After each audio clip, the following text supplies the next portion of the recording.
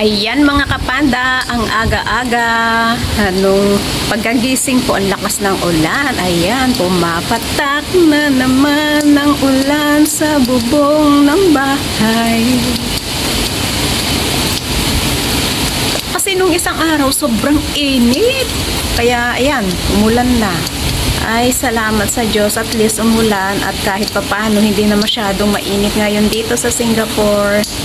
Ayan, pero sa mga lalabas po dyan, mamamalengke, maghahatid ng kanilang mga alaga, ingat-ingat lang po sa mga papasok sa work. Ayan. Nandito kusina at ang sarap ng hangin, grabe. O, diba? O, di ang saya-saya ng mga puno ngayon, yung mga dahon, napansin nyo naman, o, diba?